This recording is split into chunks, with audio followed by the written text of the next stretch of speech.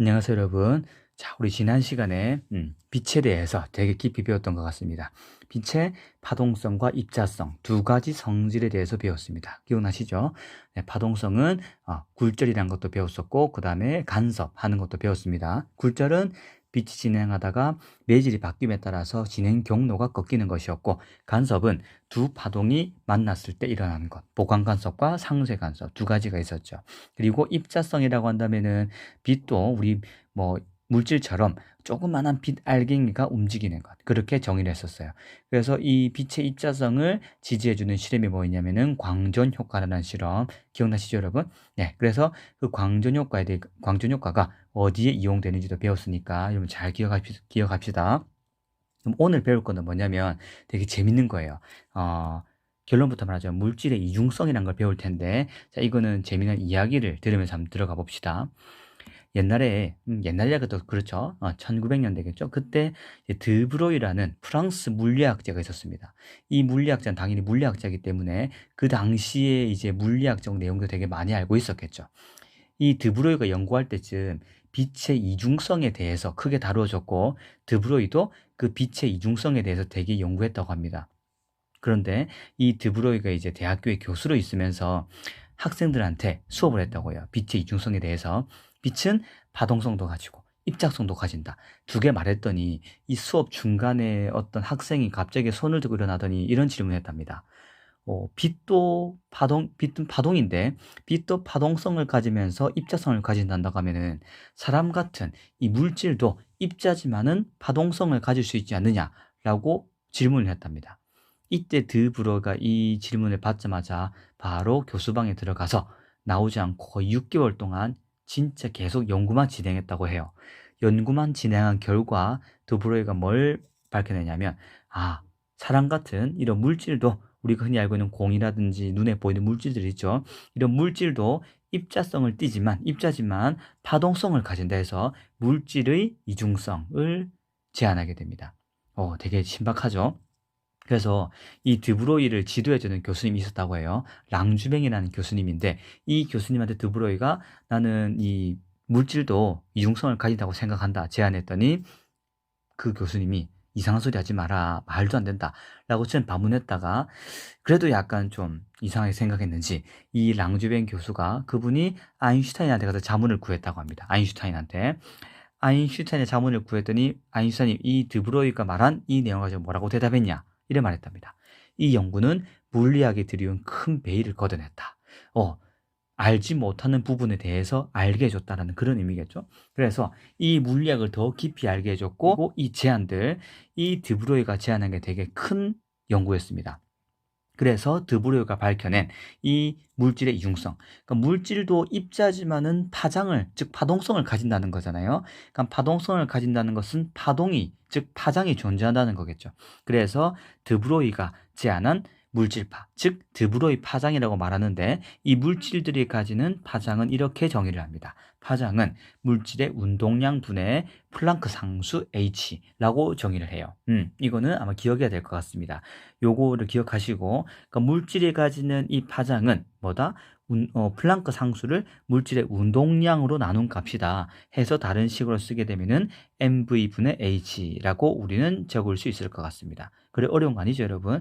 자, 이거가 약간 헷갈릴 수도 있긴 한데, 이 공식이 왜 나왔는지에 대해서 잠깐만 한번 우리 살펴봅시다. 어려운 거 아니니까 아마 잘 따라올 수 있을 거예요. 우리 파동에서 보면은 V는 F 람다라는 거 기억나죠, 여러분? F 람다인데, 이때 람다를 정리하면은 어떻게 되죠? F분의 V가 될 거예요. 자, 근데 이때 F는 우리가 진동수라고 정의를 했는데, 이 진동수라고 정의를 했고, 이 진동수는 빛에서의 에너지를 결정하는 중요한 요인이었습니다.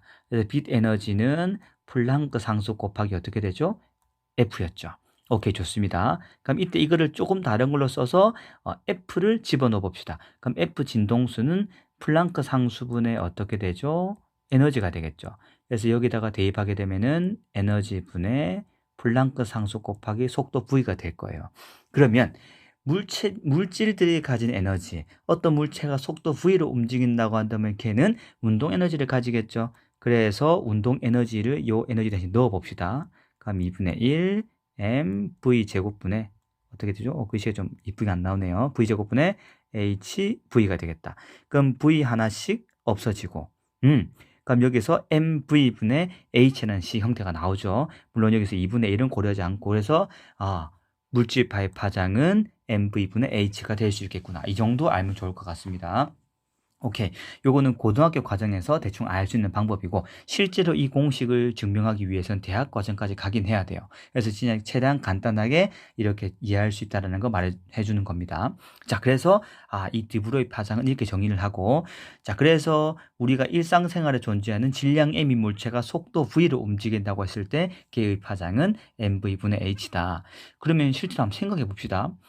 여러분이 천천히 걷고 있는데 여러분이 파장 을 타면서 움직이는 게 느껴지나요? 진폭이 있고 또는 뭐다? 마루가 있고 골이 있는 그런 파장이 느껴집니까, 여러분? 절대 안 느껴져요. 왜 안 느껴지냐면, 자, 봅시다, 여러분.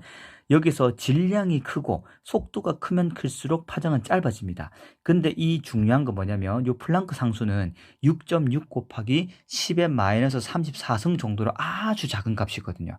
아주 작기 때문에 이 질량 곱하기 속도, 우리가 일상생활에 살아가는 우리 무게라든지 우리 속도는 너무 큰 값, 플랑크 상수에 비해 너무 큰 값이기 때문에 파장이 거의 0에 가까워요.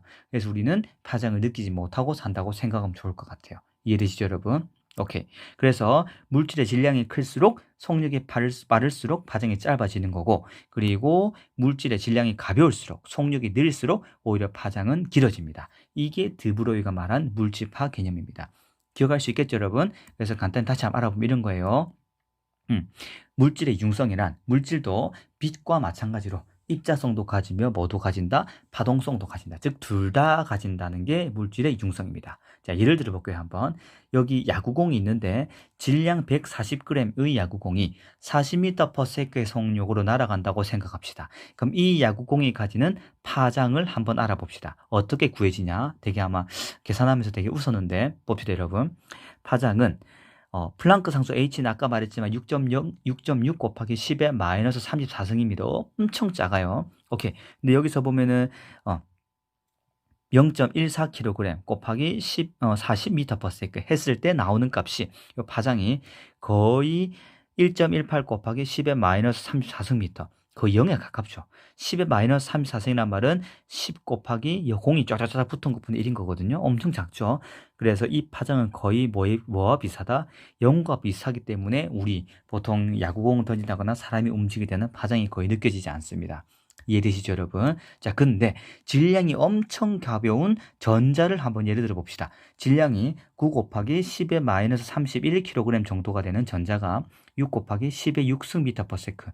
전자는 매우 작고 우리 알다시피 금속 내에서 빨리 움직이죠. 이런 빠른 속력으로 날아갈 때의 파장을 구해보면 이렇게 나옵니다. 어떻게 나오냐면은 1.23 곱하기 10의 마이너스 12승/m.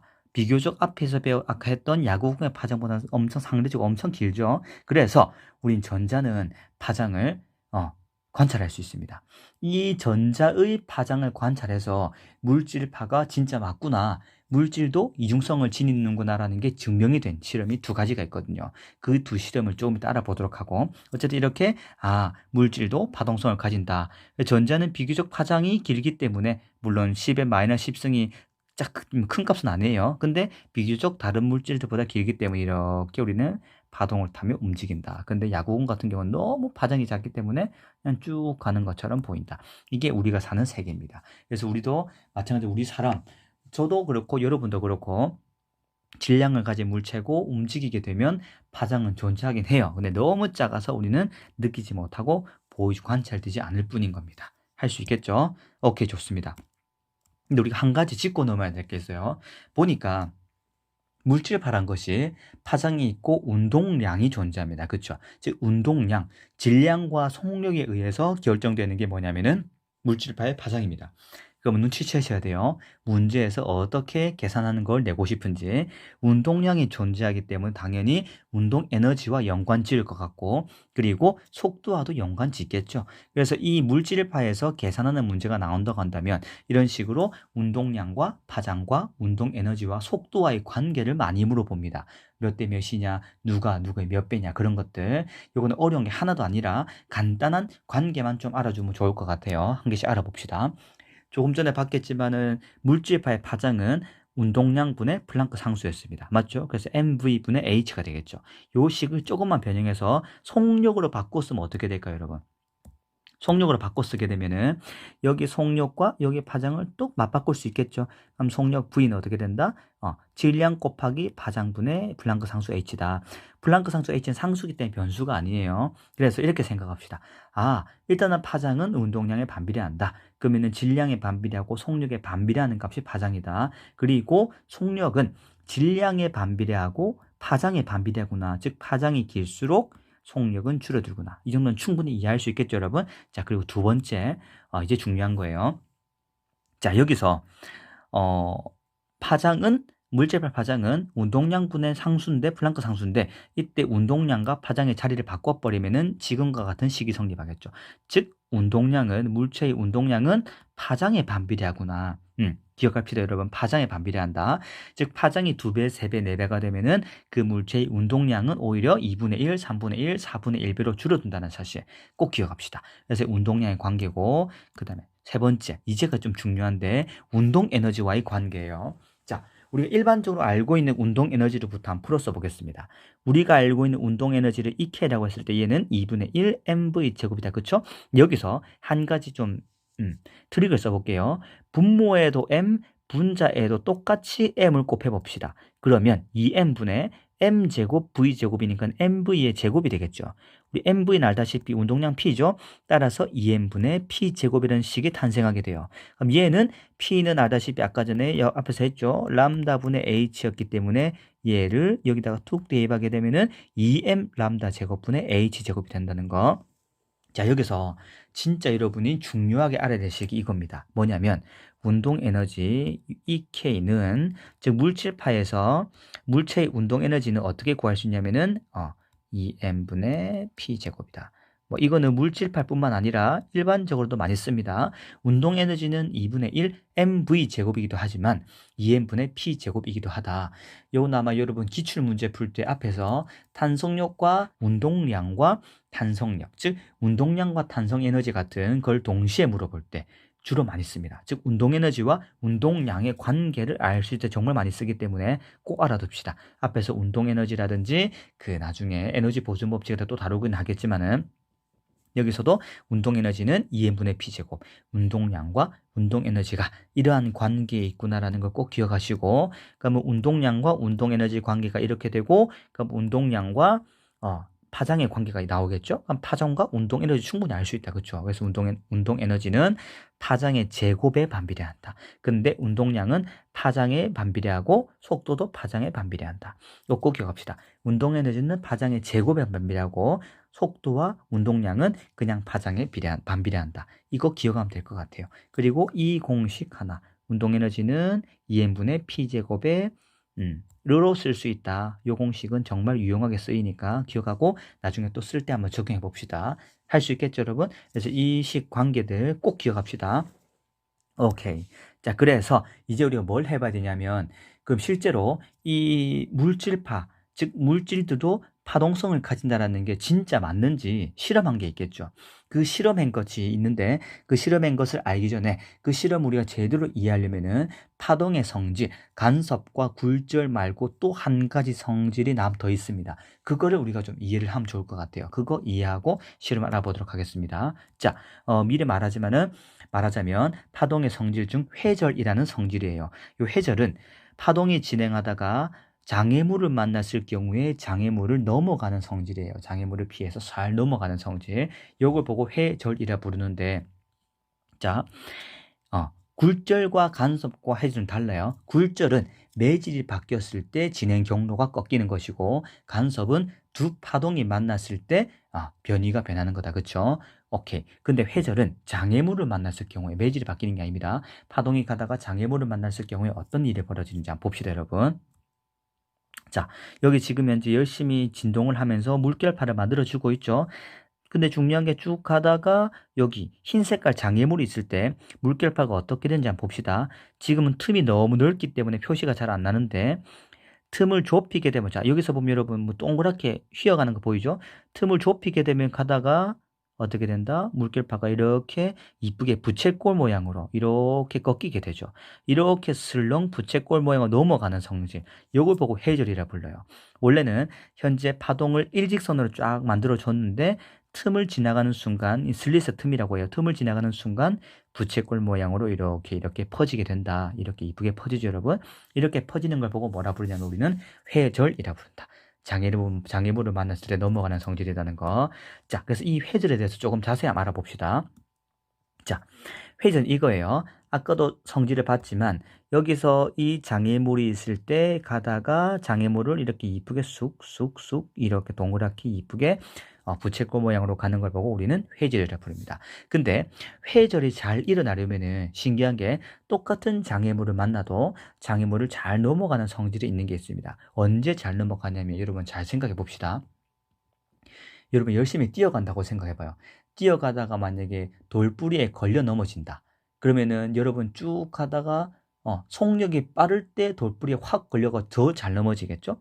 근데 속력이 느릴 경우는 그래도 잘 안 넘어지고 다시 복귀될 거예요. 즉, 속력이 빠를수록 관성이 크기 때문에 그만큼 잘 꺾이게 됩니다. 이해되시죠? 똑같은 맥락이에요. 여기서도 뭐냐면 파동도 속력 V는 진동수 곱하기 파장인데 속력이 클수록 파장이 크겠죠. 즉 파장이 클수록 속력이 큰 거고 그럴수록 뭐냐면 파동은 원래 그 상태를 유지하고 싶어 합니다. 그래서 장애물을 만나는 순간 실제로 많이 꺾이게 돼요. 그래서 파장이 길수록 속력이 빠르기 때문에 요 장애물을 만났을 때 더 많이 회절되게 됩니다. 파장이 짧은 거는 회절이 잘되지 않지만은 파장이 길수록 동그랗게 더 많이 꺾이게 되는 거 보이죠? 이렇게 더 많이 회절된다는 거. 그래서 한 가지 기억할 건 뭐냐면은 파장이 길수록 회절이 잘 일어난다. 그래서 파장이 길수록 장애물을 더 잘 넘어간다라고 이해하면 될 것 같습니다. 여러분들 그 교실에 있는데 다른 반 친구가 교실에서 막 소리 지르면 여러분 판에 들려오죠. 그 이유가 뭐냐면 소리도 파동이기 때문에 가다가 창문을 만나가 장애물을 만나면은 창문 틈을 쑥 나와가지고 회절해 버려요. 그럼 쭉 회절을 진행하다가 여러분 교실에 오는데 교실 지나가다가 교실 창문이 있겠죠. 그럼 또 그 장애물을 만나면 또 회절해가지고 들어오는 거죠. 이렇게 장애물을 잘 만나면은 잘 넘어서 진행하는 성질.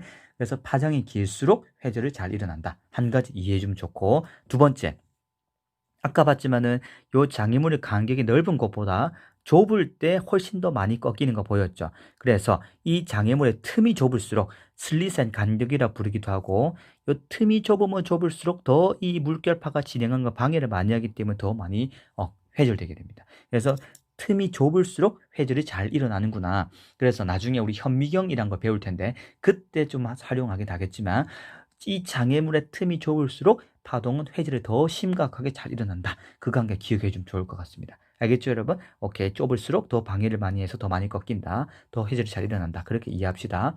오케이, 좋습니다. 그래서 이 회절은 물결발뿐만 아니라 파동에서 일어나는 전반적인 성질이기 때문에 빛에서도 회절이 일어나요.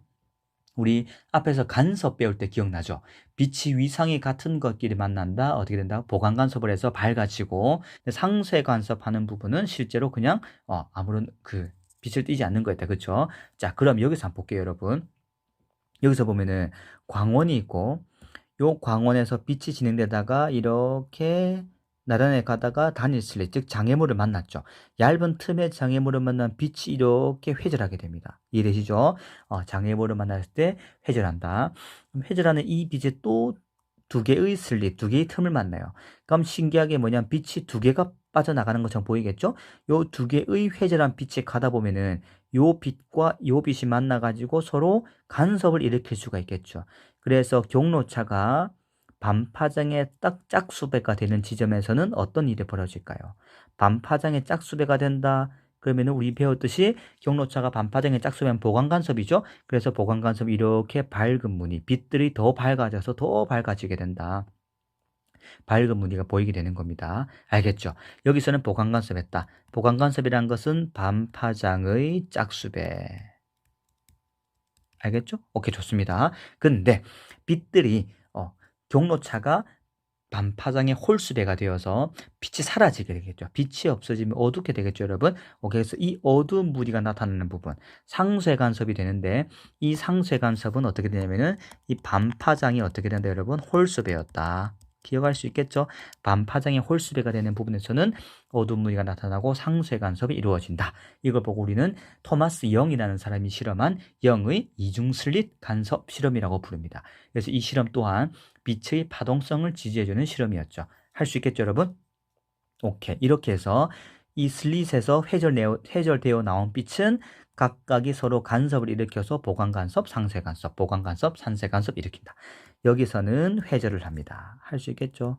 오케이. 그리고 여기서는 뭘 한다? 간섭을 하게 돼요. 그래서 빛은 파동성을 이렇게 보여주는 겁니다. 회절과 간섭 두 가지를 보이는구나. 그래서 이렇게 간섭 무늬까지 나타나는 것 꼭 기억합시다, 여러분. 오케이, 좋습니다.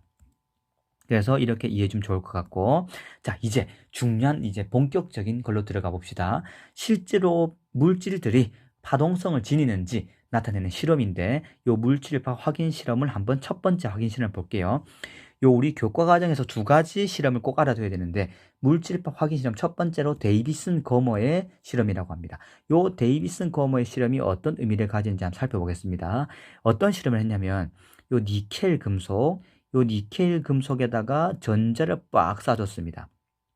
전자를 쏴줬더니 실험 결과를 보니까 전자가 특정한 각도에서 아주 많이 튀어나온대요. 특정한 각도에서 많이 발견된답니다. 요거를 조금 우리가 엄밀하게 생각해 봐야 되는데, 만약 입자라고 한다면 어떤 장애물에 부딪히게 되면 랜덤하게 막 퍼져나가기 때문에 특정한 방향, 특정한 곳에서 많이 발견될 확률은 거의 없어요. 왜냐하면 공평하게 바로 왔다가 되튕겨 나가는 것도 있고, 그리고 이렇게 튕겨나가는 경우, 이렇게 튕겨나가는 경우, 이렇게 그냥 균등하게 랜덤하게 막 튕겨나가겠죠. 또 그리고 입자는 간섭이라는 걸 하지 않기 때문에 어디선가 많이 발견되고 확 적게 발견되고 그럴 일은 잘 없을 겁니다. 근데 중요한 거는 데이비슨 거머의 실험을 보니까 전자가 50도점에서 특정한 지역에서 아주 많이 다른 곳보다 더 많이 튀어나온답니다.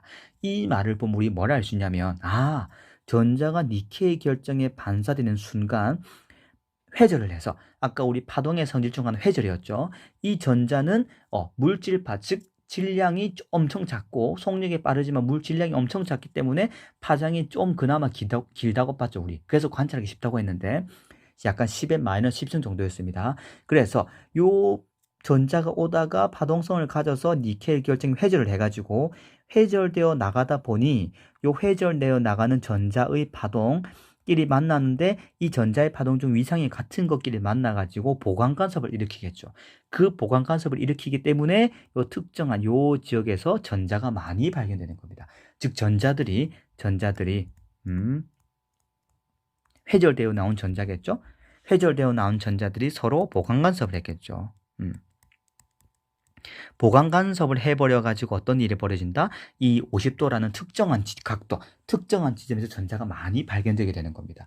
입자라고 생각했을 때는 이 현상이 발견될 게 거의 없습니다. 왜냐하면 입자배는 공평하게 랜덤하게 튕겨나가기 때문에 특정한 지역에서 많이 발견될 확률이 거의 없기 때문인 거죠. 알 수 있겠죠, 여러분? 그래서 이걸 보고 데이비슨 거머의 실험이라 부르고, 이게 뭐냐면은 물질도 파동성을 가진다. 어떻게? 이렇게 반사되면서 회절을 해버려서, 회절해서 이렇게 회절하는 바람에 간섭해가지고 특정한 지역에서 많이 발견되는 성질, 이렇게 해서 이게 물질파를 지지해주는 첫 번째 실험이었습니다. 자, 두 번째 실험 보겠습니다. 두 번째 실험은 뭐냐면 톰슨이라는 과학자, 톰슨이 실험한 건데, 자, X선은 우리 대표적인 전자기파 중에 예십니다. 빛이에요, 빛. 요 빛을 어떤 특정한 슬릿, 아까 말했지만 간격이 일정한 틈이 있었죠. 아까 물결파 할 때 뭐였냐면은 얇은 틈 사이에 물을 막 지나가게 만들었잖아요. 이렇게 얇은 티 있으면 이렇게 물이 지나갈 때 이렇게 됐다, 그렇죠? 마찬가지로 이렇게 네모난 판이 있으면은 여기 약간 조그만 구멍을 뚫어요. 그럼 이 구멍에다가 빛을 쫙 쏘는 겁니다. 아주 조그만 구멍에. 그때 구멍에 빛을 쏘게 되면 빛은 파동이기 때문에 요 구멍을 지나가면서 어떻게 되냐면은 파동이니까 얇은 틈을 지나네 장애물 지나네 어떤 일이 벌어질까요? 회절을 하게 되겠죠. 회절. 할 수 있겠죠. 이 회절을 하는 바람에 빛이 진행되다가 이렇게 회절한 빛끼리 또 간섭을 일으켜서 이렇게 이쁜 무늬가 생기겠죠. 이렇게 회절되어 생긴 무늬가 X선은 이렇게 만들어지게 됩니다. 할 수 있겠죠. 근데 신기한 게 여러분, 여기 네모난 판이 있어요. 구멍을 뚫었습니다. 요 구멍을 뚫어놓고 요 구멍에다가 전자를 총총총총 쏘아봤습니다. 입자라고 한다면 전자는 그냥 구멍을 통과해서 쭉 가거나 또는 이 구멍에 못 들어가면 튕겨 나오겠죠. 근데 신기한 거는 이 구멍을 지나면서 이 전자들이 이렇게 이쁘게 X선의 회절 무늬처럼 이렇게 이쁘게 무늬가 만들어지는 게 발견되었네요. 와, 대박이죠. 자, 이걸 보면서 뭘 느꼈냐면 이런 거죠.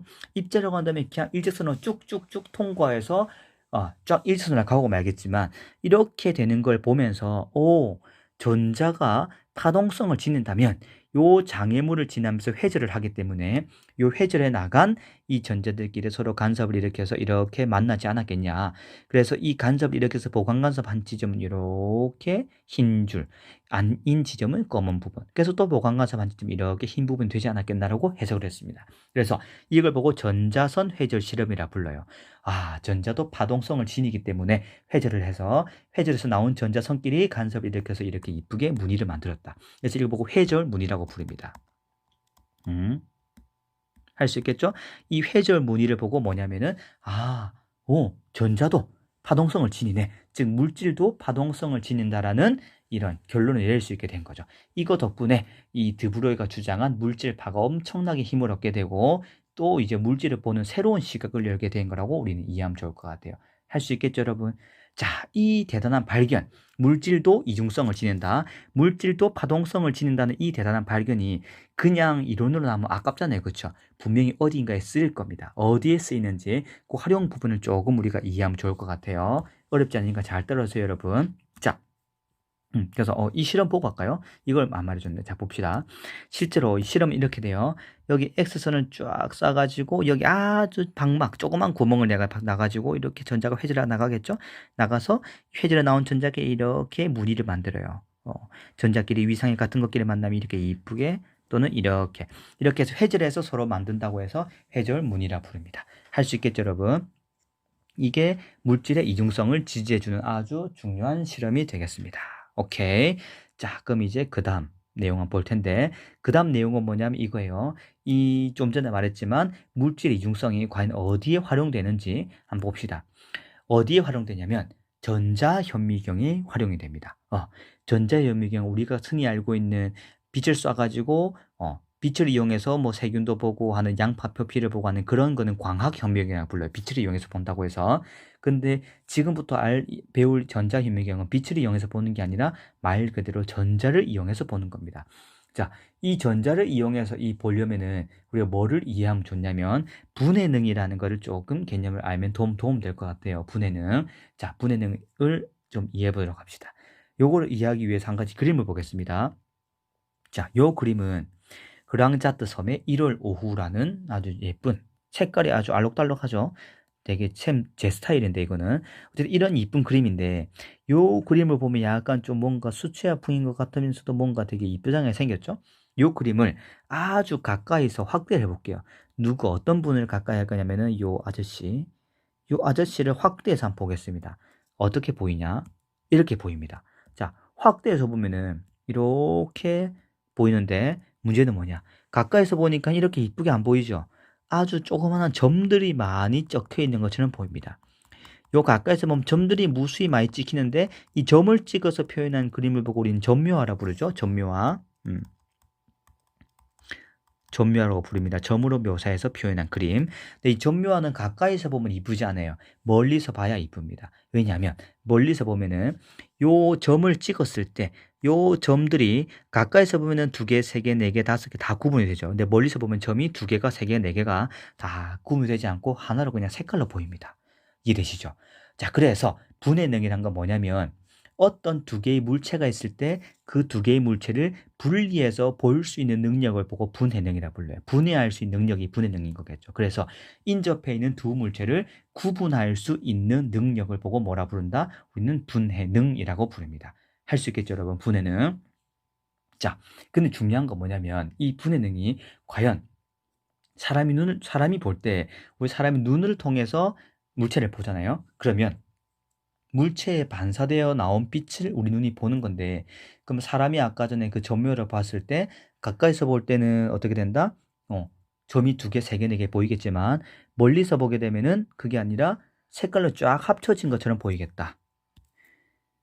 그래서 사람 눈이 어떻게 물체를 한번 볼 수 있는지 한번 보겠습니다, 여러분. 되게 재밌으니까 잘 따라오세요. 어떻게 물체를 보고 인식하는지. 자, 사람 눈이 있습니다. 눈이 있고 여기에 빨간색과 파란색 물체가 있죠. 요 물체를 본다고 합시다. 그러면은 이 물체에 반사된 빛이 사람 눈에 들어와 가지고 탁 이렇게 상이 맺히게 되겠죠. 근데 가까이서 볼 때는 잘 구분되어 보입니다. 왜냐하면 빛이 오다가 우리 눈 안에 있는 빛이 들어오는 걸 방해할 수 있는 장애물이 있어요. 뭐냐면 눈 동공. 이 조그만 동공을 거쳐야 되겠죠. 동공도 아주 작은 구멍이기 때문에 빛이 오다가 동공을 지나면서 회절할 수가 있어요. 그래서 회절해서 오기 때문에 요 빨간 물체에서 온 빛도 회절, 파란 물체에서 온 빛도 회절. 그럼 이 회절된 두 빛이 섞여오고 간섭이 될 수 있어가지고 실제로는 관찰을 잘 못할 수도 있습니다. 그런데 가까이서 볼 때는 물체가 워낙 멀리 떨어져 있는 것처럼 이렇게 관찰할 수 있기 때문에 회절한다고 해도 크게 서로서로 영향을 주지 않아요. 그래서 이렇게 두 개를 떨어뜨린 물체를 잘 관찰할 수가 있어요. 근데 문제는 뭐냐면 멀리서 볼 때입니다. 이 물체를 멀리서 봅시다. 멀리서 보게 되면 빛이 들어올 때 어떻게 된다? 이렇게 들어와 가지고 딱 두 개의 물체로 맺히게 되는데 문제는 뭐냐? 요 구멍에서 먼저 회절이 일어나겠죠? 근데 멀리서 보기 때문에 요 두 물체가 아주 가까이 있는 것처럼 느껴질 겁니다. 그렇기 때문에 우리 눈은 빛이 들어오면서 회절해서 회절했기 때문에 요 두 빛이 서로 간섭하고 영향을 줄 수 있겠죠. 그렇기 때문에 요 두 물체를 확실하게 두 개가 떨어져 있는 것으로 구분하기가 힘들다는 거예요. 그래서 사람 눈은 분해능이 그렇게 좋지를 못해서 우수하지 못해서 어떻게 되냐면은 멀리서 보게 되면은 두 물체가 떨어뜨린 걸 볼 수가 없어요. 그래서 점묘화는 가까이서 보면 안 이쁘고 멀리서 보면 이쁘겠죠. 이 사람의 눈에 분해능이 좋지 못하는 걸 활용하는 그림입니다. 되게 신기하죠, 여러분? 엄청난 상식입니다. 꼭 기억합시다. 그래서 이 빛이 사람 눈을 통해 동공을 통해 들어오면서 동공에서 회절하는 바람에 실제로 물체들이 서로 겹쳐지게 한 물체로 보일 수도 있다. 이게 우리가 흔히 알 수 있는 분해능이라는 개념인데, 자, 그래서 이 빛 가지고 실험하면 이렇게 돼요. 자, 여기 광원 1, 두 개의 빛이 있습니다. 요 두 빛이 슬릿을 통해 진행합시다. 이 장애물이겠죠? 장애물. 슬릿은 뭐냐면 장애물이에요. 이 슬릿을 통해 쫙 진행되다 보면 요 빛이 요 슬릿을 통과하면서 어떤 일이 벌어진다? 장애물을 지나내 회절할 수 있겠죠.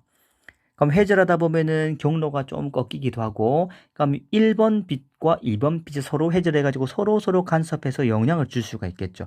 그러다 보니 서로 이렇게 따로따로 보이지 않고 약간 겹쳐져서 크게 하나로 보이게 됩니다. 이렇게 되면 이 두 물체를 두 개라고 인식하지 않고 그냥 둘이 뭉실한 한 개라고 보일 수 있겠죠. 그럼 두 개를 구분한 거예요? 못한 거예요? 구분하지 못한 거겠죠. 그럼 이때는 분해능이 좋지 못한 거를 말하는 겁니다. 좋지 못함. 이해되시죠? 그래서 중요한 건 뭐냐면 분해능이 이러한 개념이겠구나 꼭 이해하고, 자, 그럼 이 분해능을 이용해서 이제 또 다른 이제 실험을 한번 보겠습니다, 여러분. 자, 여기서 보면은 가나다가 있는데 이 가에서는 이제 가나다 세 개를 서로 다른 빛을 사용했다고 생각합시다. 근데 가에서 이 물체를 봤는데 그 빛을 통해서 이 물체를 보니 어떻게 된다? 물체가 두 개가 따로따로 있는 것처럼 보이겠죠? 이렇게 따로따로. 맞죠? 근데 나에서 이 물체를 보기 위해 사용한 빛을 보니 빛을 이용해서 물체를 보니까 약간 겹쳐 있는 것처럼 보이죠? 나에서 사용한 빛으로 물체를 보니까 그냥 하나로 보이는 거죠. 자, 이걸 통해 알 수 있는 게 있어요. 뭐냐면, 자, 분해능은 일단 누가 더 좋을까요? 당연히 분해능이란 게 두 개의 물체를 각각으로 분리해서 보일 수 있는 능력이기 때문에 가가 더 좋고 그 다음에 나가 좋고 그 다음에 다가 좋은 거겠죠. 알 수 있겠죠, 여러분.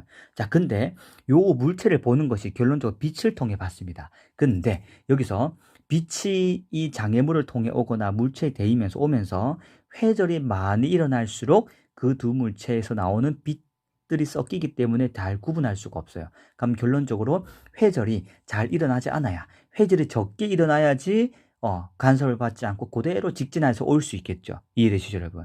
그러면 회절이 잘 일어나지 않는 빛이 자, 그래서 뭐냐면은 회절이 잘 일어나지 않는 빛이, 회절이 잘 일어나지 않는 빛이 그만큼 물체를 잘 식별할 수 있는 도움이 될 겁니다. 물체를 잘 식별할 수 있을 거예요. 그렇기 때문에 우리는 이제 뭘 일을 해야 되냐면 회절이 잘 일어나지 않는 빛은 어떤 빛인지 알아야 되겠죠. 아까 우리 이중슬리다 때 기억날 거예요. 물에서 봤듯이 파장이 길수록 회절이 잘 일어나고 파장이 짧을수록 회절이 잘 안 일어났었죠. 그렇기 때문에 아마 이 첫 번째 가는 뭐냐면 파장이 짧은 빛을 사용해서 회절이 잘 안 일어났기 때문에 두 개를 잘 구분했을 것이고, 나는 가보다는 파장이 긴 걸 사용했을 것이고, 다는 나보다는 파장이 더 긴 걸 사용해서 회절이 많이 일어났기 때문에 이렇게 물체를 잘 구분 못했을 겁니다. 그래서 이제 일단은 가의 분해능이 가장 우수하다고 우리는 알 수 있으면 될 것 같아요. 그 다음에 파장을 비교하면은 가나다에서 각각 사용한 빛의 파장을 보면은 분해능이, 즉 분해가 가장 잘 된 가에서가 빛의 파장이 가장 짧은 거겠죠. 왜? 빛의 파장이 짧을수록 회절이 잘 안 일어나고, 회절이 잘 안 일어날수록 주위로 이게 경로가 바뀌지 않고 직진해서 오기 때문에 물체를 우리한테 실제로 잘 전달해 주겠죠. 그렇기 때문에 가에서가 나에서보다 파장이 짧고 다가 파장이 제일 길구나. 그래서 파장이 길수록 분해능이 우수하지 떨어집니다. 파장이 짧을수록 회절이 안 일어나기 때문에 분해능이 좋아요. 알겠습니까, 여러분? 회절은 물체를 구분하는 데 방해가 되는 요소입니다. 회절이 일어난다는 건 그만큼 원래 반사되어 오는 빛의 경로가 꺾여버리는 거잖아요. 꺾여버리기 때문에 다른 빛과 간섭을 일으켜서 우리 눈에는 똑바로 보일 수가 없게 됩니다. 할 수 있겠죠. 그렇기 때문에 파장이 짧을수록 회절이 잘 일어나구나. 그래서 가의 파장이 가장 짧다라고 이해하면 좋을 것 같아요. 할 수 있겠죠, 여러분? 좋습니다. 그래서 한 개 기억합시다. 뭘 기억하냐면 파장이 짧을수록 아까 했던 거죠. 회절이 어떻게 된다? 잘 일어나지 않는다. 회절 성질이 작다는 거. 파장이 길수록 회절이 잘 일어나는 겁니다. 이건 꼭 이해합시다. 할 수 있겠죠, 여러분? 그래서 구분하자면 파동의 성질 중에 간섭, 굴절, 회절. 간섭은 파동 두 개가 만났을 때 보강 간섭, 상쇄 간섭 하는 거고, 굴절은 매질이 바뀌었을 때 경로가 어떻게 꺾이는지를 말하는 거고, 굴절률이 결정했죠. 기억나시죠? 굴절률이 큰 데서 작은데 또는 작은 데서 큰데, 회절은 그게 아니라 장애물인데 장애물의 폭이 좁을수록 회절이 잘 일어나고 폭이 넓을수록 회절이 안 일어납니다. 그렇죠? 또 한 가지 결정 요인은 파장이에요. 이 빛의 또는 파동의 파장이 짧을수록 회절이 잘 일어나지 않고 파장이 길수록 회절이 잘 일어난다. 이 성질은 꼭 구분해서 이해합시다. 알겠죠, 여러분? 오케이, 좋습니다. 그래서 과학자들은 이 분해능이란 거를 파장을 가지고 어떻게 정의를 하고 싶었습니다. 여러분, 그 모의고사 성적을 보면 우리가 등급에 나오는 숫자가 낮을수록 우수한 성적이다. 그쵸? 마찬가지로 뭐냐면 분해능도 분해능에서 나타내는 이 수치가 낮을수록 더 분해능이 우수한 거예요. 그래서 분해능이 나타내는 이 숫자가 낮을수록 분해능이 낮은 게 아니라 숫자가 낮을수록 분해능이 더 좋다는 거를 과학자들이 나타내기 시작했습니다. 그래서 어떻게 표현하냐면 분해능은 파장에 비례한다라고 적었어요. 왜냐하면 파장이 짧을수록 회절이 안 일어나고 회절이 덜 일어날수록 분해능, 물체가 두 개를 잘 구분하기 때문에 분해능이 좋은 거잖아요. 그래서 파장에 비례한다. 파장이 짧아질수록 분해능이 우수한 거구나. 그럼 파장이 짧을수록 분해능이 나타내는 숫자 자체는 줄어들지만은 그 의미는 뭐냐면은 분해능이 좋은 겁니다. 그래서 분해능의 수치가 작을수록 분해능이 우수한 겁니다. 분해능의 수치가 클수록 분해능이 떨어지는 거예요. 이걸 왜 말해주냐면 실제로 이런 표현이 있어요. 어떤 거는 분해능이 우수하다. 그러니까 분해능이 우수하다는 것은 물체 두 개를 잘 구분한다는 거겠죠. 근데 분해능이 우수하다는 말은 당연히 분해하는 능력이 좋은 건데 분해능이 작다. 분해능이 작다 이 말은 뭐냐면 분해능이 우수하지 않다가 아니라 분해능의 수치가 작은 거예요. 이 되게 구분 잘해야 되는데 헷갈려요, 여러분. 분해능의 수치가 작다는 게 분해능이 작은 거고 이때는 분해 능력이 작다는 것은 능력이 떨어진다는 것이 아니라 분해 능력이 우수하다는 걸 말합니다. 그러니까 분해 능력이 작다라고 할 때는 뭐가 된다? 수치가 작다는 거겠죠. 그러니까 분해 능력이 크다라고 하면은 분해 능력이 우수한 게 아니라 분해 능력이 나타내는 수치가 큰 거죠. 그럼 이 수치가 크다는 건 파장이 길다는 소리이기 때문에 분해 능력이 오히려 떨어지게 되는 거겠죠. 그래서 여러분 기억합시다. 분해 능력이 우수하다는 것은 분해 구분을 잘한다. 분해 능력이 떨어진다는 것은 두 개를 잘 구분을 못한다. 기억할 수 있겠죠, 여러분? 오케이. 근데 분해 능력의 수치가 작을수록 분해 능력이 우수한 거고, 분해 능력의 수치가 클수록 파장이 길다는 뜻이고, 분해 능력이 떨어진다는 겁니다. 기억할 수 있겠죠? 오케이, 좋습니다. 오케이, 꼭 이해하시고. 자, 그럼 이제 우리가 그 다음 내용을 볼 텐데, 그 다음 실제로 이제 이 분해 능을 활용해서 이제 어디에 뭐가 쓰이냐면은 전자현미경에서 이 분해 능을 활용해서 전자들을 활용해서 실제로 광학현미경으로 보지 못하는 것들도 자세하게 많이 보게 됩니다.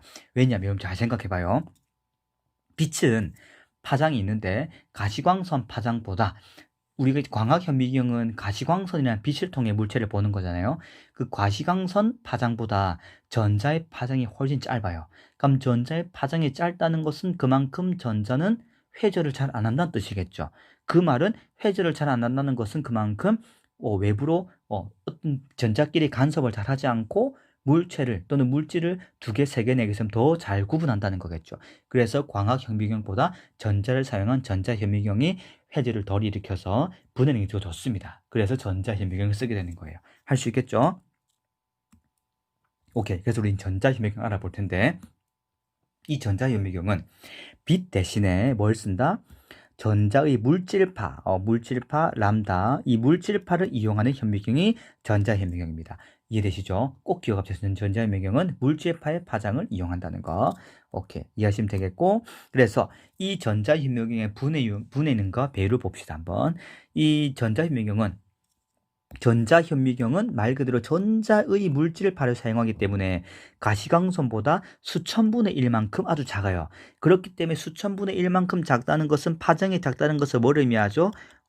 회절을 잘 하지 않는다는 뜻이겠죠. 아예 안 한다는 거 아닙니다. 가시광선보다 회절을 안 한다는 거예요. 회전하는 능력이 작다는 것은 그만큼 분해능이 우수하다는 거죠. 분해능이 좋다는 겁니다. 그래서 광학현미경보다 분해능이 좋아서 훨씬 더 디테일한 걸 봅니다. 더 작은 걸 봐요. 뭐 세포 소기관을 본다든지. 그리고 더 이 분해능이 좋다 보니 더 디테일하게 더 깊이 들어가서 더 조그만 걸 볼 수 있겠죠. 왜냐하면 분해능이 좋지 않다 보니까 조그만 거 2개가 붙어 있을 때는 오히려 구분을 못 하겠죠. 근데 분해능이 좋다 보니까 조그만 세포 소기관도 분해를 해서 볼 수 있습니다. 그래서 훨씬 더 작은 걸 보기 때문에 수천 배 이상 배율이 좋습니다. 할 수 있겠죠, 여러분? 이렇게 이해해 주면 좋겠고, 그 다음에 우리가 광학현미경으로 보면 돋보기 같은 렌즈가 있다. 그죠? 대물 렌즈도 있고 저반 렌즈도 있고. 근데 이 전자현미경에서는 그런 대물 렌즈, 저반 렌즈는 쓰지 않아요.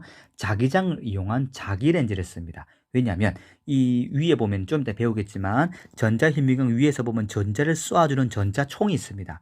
이 전자총으로부터 전자다발이 막 나오게 되면 막 사방고대로 튀면 안 되겠죠. 그래서 이 전자 자기렌즈는 주위에 코일이 있어가지고 요 코일에 자기장이 생겨요. 이 자기장 때문에 전자다발이 마구잡이로 열심히 퍼지지 않고 한 곳으로 쫙 이쁘게 정렬해서 갈 수 있도록 이 자기장이 도와줍니다. 자기렌즈에 있는 자기장, 이 자기장을 활용해가지고 뭘 하냐면은 요 전자들의 움직임을 조절하고 전자들의 움직임을 조절해서 물질을 통해서 물질을 보기 위해서 초점을 맞추기도 합니다. 초점을 맞춘다는 것은 물체가 어디만큼 있고 얼만큼 있는 걸 보고 우리가 열심히 맞추는 거잖아. 그렇죠? 그것처럼 이 자기 렌즈에서도 물체를 딱 가늠해가지고 저기쯤 있네 해서 요 전자다발의 움직임, 자기장을 통해서 전자들의 움직임을 통해서 이 초점을 맞춰 나갑니다. 할 수 있겠죠. 그래서 자기 렌즈 역할은 자기장을 이용해서 이 전자들을 움직여서 초점을 맞추는 역할을 하는구나 라고 이해해 주면 좋을 것 같아요. 할 수 있겠죠, 여러분? 좋습니다. 그래서 이제 본격적으로 광학현미경 아까 말했지만 전자현미경 아니에요. 이 광학현미경에 대해서 한번 살펴보겠습니다, 여러분. 이 광학현미경을 보면은 눈을 통해 보는 거죠. 빛이 쭉 나가가지고 요 나가서 쭉 올라간 다음에 빛을 모아주는 직광 렌즈. 그래서 여기 시료가 있으면은 시료를 통해 가가지고 이 대물 렌즈 통해 가서 사람이 보는 것. 이렇게 어쨌든 결론적으로 가시광선, 이 가시광선을 활용해서 빛을, 이 물체를 보는 거기 때문에 가시광선은 파장이 비교적 전자보다는 길기 때문에 분해능이 떨어집니다. 분해능이 떨어지기 때문에 이 조그마한 미생물을 볼 때도 더 많이 자세하게 보지는 못해요. 왜냐하면 이 미생물 자체가 이 빛이 미생물 통해 갈 때, 빛이 이 미생물 통해 갈 때, 이 미생물도 또한 빛이 진행하는 경로의 장애물이죠. 그럼 요 미생물이 너무 작기 때문에 이 빛이 지나갈 때 이 미생물 틈, 요 조그만한 틈들이 빛이 지나가는 것이 방해를 하는 거겠죠? 얘들이 아까처럼 슬릿처럼 이 장애물이 되는 겁니다. 근데 이 슬릿의 폭이 좁으면 좁을수록 회절이 잘 일어난다고 했죠? 그래서 이 가시광선 빛의 파장으로 요 틈을 지나가기에는 이 미생물, 조그만한 미생물을 지나가기에는 너무 틈이 좁아요. 그래서 이 가시광선은 얘들을 지나갈 때 회질이 너무 많이 일어나 버립니다. 틈이 좁다 보니까. 그래서 제대로 자세하게 보지 못하는 겁니다. 그래서 두리뭉실하게 크게 아메바가 있구나, 아네모가 있구나 정도만 볼 수 있는 거겠죠. 그래서 이 물체의 크기가 가시광선의 파장보다 작아버리면 너무 장애물의 이 틈이 작아지는 거겠죠. 그래서 회절이 많이 일어나서 실제로 관찰하기가 힘이 듭니다. 그래서 우리가 쓰는 게 뭐냐면 바로 주사전자현미경과 투과전자현미경 두 개를 씁니다. 자, 두 개를 비교하면서 구분해야 되는데 첫 번째, 주사전자현미경을 부터 볼게요. 자, 여기 보면 전자총이 있죠. 전자를 쏴주는 전자총이 있습니다. 여기서 전자가 쭉 나오면 전자선이 나오겠죠. 이렇게 나와가지고 이 자기렌즈를 통해서 초점이 맞춰지고 쭉 가가지고 가서 여기 시료에 도달합니다. 그럼 중요한 게 전자현미경 시료를 투과하는 게 아니라 시료 겉면에서 반사되어 나온 다음에 요 나온 전자를 분석해서 이 물체들을 분석하는 겁니다. 할 수 있겠죠. 그래서 이 전자현미경은 시료의 표면에서 반사되어 나갑니다. 그래서 반사되어 나가기 때문에 반사되는 과정에서 회절이 조금 일어날 수 있겠죠. 그리고 회절되는 전자기 또 간섭이 일어날 수 있습니다. 그래서 좀 이따 배울 투과 전자 현미경보다는 분해능이 조금 다소 떨어지게 됩니다. 물론 광학 현미경보다 훨씬 좋아요. 근데 이 투과 전자 현미경이라는 것보다는 조금 떨어지기 때문에 어디에 주로 쓰냐면 주로 시료의 겉모습, 겉모습의 입체 영상, 3D 영상을 관찰하는 데 주로 사용됩니다. 할 수 있겠죠. 이게 뭐냐면은 주사전자 현미경이라는 겁니다. 이해합시다, 여러분. 주사전자 현미경은 실을 뚫고 들어가는 게 아니라 이렇게 반사되어 나오는 겁니다. 할 수 있겠죠? 오케이. 자, 두 번째 한번 보겠습니다. 두 번째는 이제 우리가 투과전자 현미경인데, 투과전자 현미경 말 그대로 투과하는 거예요. 누구를? 시료, 이런 미생물을 투과해서 들어간 다음에 물체를 분석하는 게 투과전자 현미경입니다. 여기 전자총을 뚱 쏴가지고 자기 렌즈를 통과해가지고 가겠죠? 그럼 여기 시료가 있죠. 미생물이 이렇게 있는 거예요. 여기 있으면 얘를 투과해 지나갑니다. 그럼 쭉 가서 여기 투과해서 나간 전자들이 여기 모이게 돼서 이 전자의 신호를 보고 뭘 판단하냐면 뭐가 있구나라고 이해하는 것인데, 자, 투과해서 들어가기 때문에 반사되어서 나올 때보다는 실제로 회질이 덜 일어나게 돼요. 그렇기 때문에 분해능이 아까 말한 주사전자 현미경도 좋게 됩니다. 그래서 어디 주로 많이 쓰냐면 아까 주사전자 현미경에서는 입체 모양, 겉모습을 많이 활용했다면은 이 투과전자 현미경은 투과돼서 들어가기 때문에 내부 소기관, 세포 소기관 조그만 엄청나게 많은 기관들을 많이 살필 수가 있겠죠. 그래서 이렇게 많이 이용됩니다. 근데 다만 이 시료가 너무 두껍다 보면은 이 투과하는 동안에 전자의 속력이 느려질 수가 있겠죠? 그럼 전자의 속력이 느려지게 되면 어떻게 될까요? 속력이 느려지게 된다 파장이 길어지겠죠. 파장이 길어지게 되면은 회절이 잘 일어나겠죠? 회절이 잘 일어나게 되면은 분해능이 떨어지게 됩니다. 그렇기 때문에 시료를 얇게 만들어야 돼요. 속력이 줄어드는 걸 방지하기 위해서 할 수 있겠죠?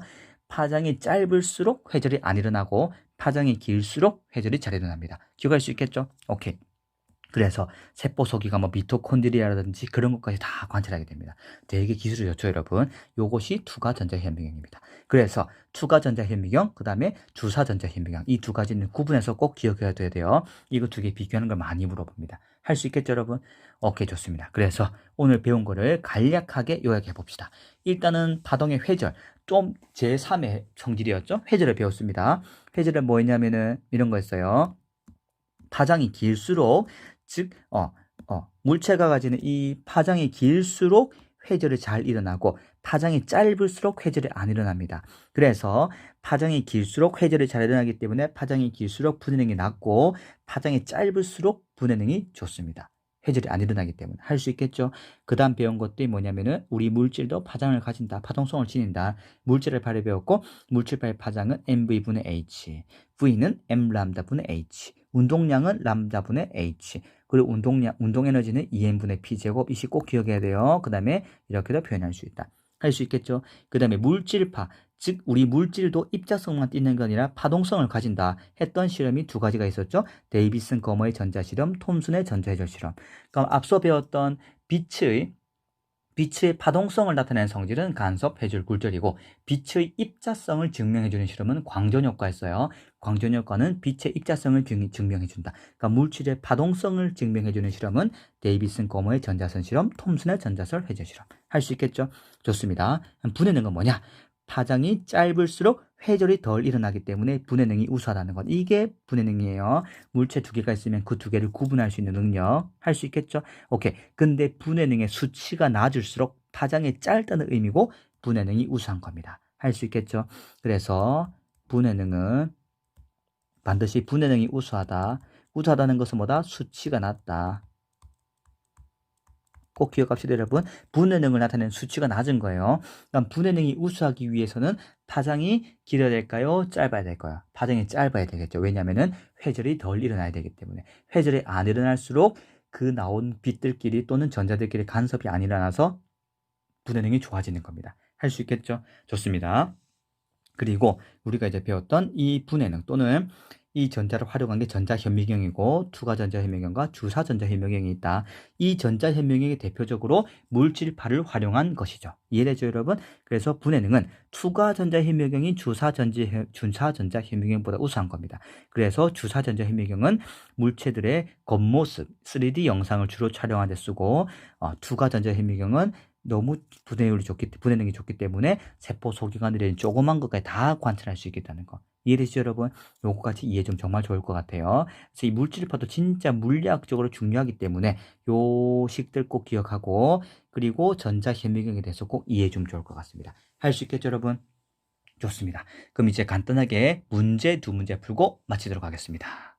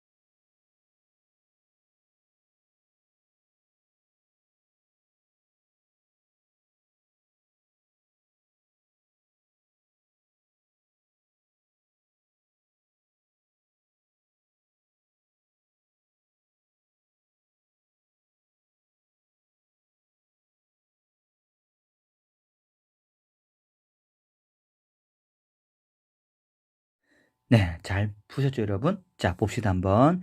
이제 물질의 융소 문제인데, 자, 두 입자 A와 B가 있습니다. 요런 문제들은 대표적으로 잘 나오는 문제들이기 때문에 반드시 이해할 수 있어야 돼요. 자, 2011학년도 6월 모평 문제입니다. 자, A는 질량이 M이고, 물질파의 파장이 4람다 제로. B는 질량이 2M이고, 파장은 람다 제로. 이때 A의 운동에너지를 EA, B의 운동에너지를 EB를 할 때 EA 대 EB를 구하래요. 자, 그럼 우리는 뭘 알 수 있냐? 이걸 통해서 알 수 있는 게 뭐냐면 A의 물질별 파장이 있기 때문에 파장과 플랑크 상수로 표현할 수 있는 것 A의 운동량을 알 수가 있겠죠. 좋습니다.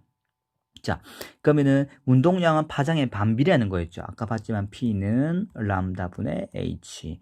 그렇기 때문에 여기서 A의 운동량을 P라고 약속을 해봅시다. P라고 정의한다면은 파장이 4배, 4분의 1배 줄어든 요 B의 운동량은 얼마가 될까요? 4P가 되겠죠. 할 수 있겠죠? 왜냐하면 파장에 반비례하는 게 운동량이기 때문에. 아시겠죠, 여러분? 오케이, 좋습니다. 따라서 이때 운동 에너지를 나타내는 식 기억나시죠? 아까 봤지만 E는 2m분의 뭐였죠, 여러분? P제곱이었다. 그래서 운동 에너지는 2m분의 P제곱이니까는 운동량과 운동 에너지 관계를 쓸 수 있겠구나. 따라서 A의 운동 에너지를 써봅시다. A의 운동 에너지는 어떻게 될까요? 질량이 m이었죠? 그럼 2m, 2 곱하기 m분의 운동량이 P였으니까 P제곱이 되겠죠? 그런데 B의 운동 에너지를 봅시다. B의 운동 에너지를 보면은 2 곱하기 질량이니까는 2m이죠. 질량이. 그럼 4m이죠. 4m분의 운동량이 4P였으니까는 16P제곱 할 수 있겠죠. 그럼 B가 A의 몇 배일까요? 8배겠죠? 약분되면은 4가 되는데 요는 2분의 1이니까 8배. 따라서 운동 에너지는 1대 8이 되겠습니다. 별로 없죠, 여러분? 오케이. 그래서 요 물질발 파장, 운동량, 운동 에너지 이 관계는 무조건 나와요. 꼭 기억해야 됩니다. 할 수 있겠죠? 오케이, 좋습니다. 자, 그러면 이제 우리 두 번째 문제 볼 텐데, 두 번째 문제는 아까 봤던 주사전자 현미경 관련 문제예요. 이거는 2021학년도 9월 모평에 나온 문제입니다. 야, 9월 모평에도 이런 문제가 나옵니다. 할 수 있겠죠, 여러분? 교육과정 바뀌면서 이 물질파에 관한 문제는 한 건은 꼭 나와야 되겠죠. 그렇기 때문에 현미경 문제를 물어보든지 아까 봤던 그 물질별 파장과 운동량과 운동에너지 그런 관계를 물어보든지 그런 것 중 하나는 꼭 물어보니까 여러분 꼭 정리하시길 바랍니다. 할 수 있겠죠? 보겠습니다. 그림은 주사전자 현미경 구조다. 자, 이거 보는 순간 머릿속에 탁탁 떠올라야 돼요.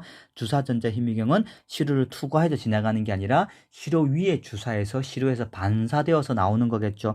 그렇기 때문에 시료의 겉모습, 3D 영상을 관찰하는 것이다. 그걸 이해하면 될 것 같아요. 자, 봅시다 한번. 자, 기억. 자기장을 이용해서 전자선을 제어하고 초점을 맞춘다. 맞죠? 이 자기렌즈 안에서 자기장을 활용한댔습니다. 이 자기렌즈 내에서 자기장을 활용해가지고 전자선을 방향도 바꾸고 이렇게 제어한 다음에 초점을 맞추는 기능이죠. 기억은 맞습니다. 니은 전자의 속력이 클수록 물질파의 파장은 짧아진다. 와, 람다는 P분의 H다. MV분의 H다. 전자의 속력이 클수록 파장은 줄어들죠. 속력이 클수록 파장은 줄어드니 물질파의 파장은 짧아진다. 맞는 거죠. 너무 쉽죠? 오케이, 맞습니다. 디귿. 전자의 속력이 클수록 더 작은 구조를 구분하여 관찰할 수 있다. 자, 여러분. 더 작은 구조를 구분하여 관찰을 잘한다. 요거는 아까 뭐였죠? 더 작은 구조들을 분해해서 볼 수 있다. 분해능이 우수하고 좋은 거겠죠. 맞아요. 그래서 전자의 속력이 클수록 파장이 짧고 파장이 짧을수록 회절을 잘 하지 않고, 맞죠? 파장이 길수록 회절을 잘하는 거고 파장이 짧을수록 회절을 덜 하는 거겠죠? 파장이 짧기 때문에 회절을 잘 못하게 되겠고 회절을 잘 못하니 당연히 분해능이 우수하게 된 거겠죠. 즉 분해능이 좋은 겁니다. 분해능이 좋기 때문에 더 작은 구조를 구분해서 관찰할 수 있다. 따라서 기억, 니은, 디귿 다만의 답은 5번이 되겠습니다. 간단하죠, 여러분? 절대 어렵지 않아요. 이까지 우리가 충분히 정리하면 좋을 것 같습니다. 그래서 오늘 배웠던 건 물질파 꼭 기억하시고, 물질파는 뭐냐면 물질의 이중성은 물질도 우리 사람 같은 입자를 띠는 물질도 파동성을 지닐 수 있다. 그때 물질파의 파장은 운동량분의 플랑크 상수다. 할 수 있겠죠. 오케이. 그래서 그 물질파를 이제 활용한 부분에는 주사전자 힘유경과 투가전자 힘유경 같은 것들이 있다. 걔들은 이제 분해능을 활용하는 것인데, 이제 이 전자들의 움직임, 전자는 파장이 매우 가시광소가 짧기 때문에 파장이 짧다, 회절을 잘 하지 않는다. 따라서 분해능이 좋다. 그렇게 이해해 주면 좋을 것 같습니다. 할 수 있겠죠. 여기까지 반드시 정리하시고 복습 열심히 하시고, 이로써 이제 우리 물리학 전체 내용이 다 끝이 났습니다. 그래서 이제 우리가 여러분 학교 나오게 되면 이제 2학기 2회고사 때 칠 내용들에 대해서 문제를 풀면서 또 한번 내용을 정리할 테니까 그때 헷갈리거나 궁금한 건 언제든지 질문하시길 바랍니다. 할 수 있겠죠? 좋습니다. 그럼 학교에서 보도록 합시다, 여러분.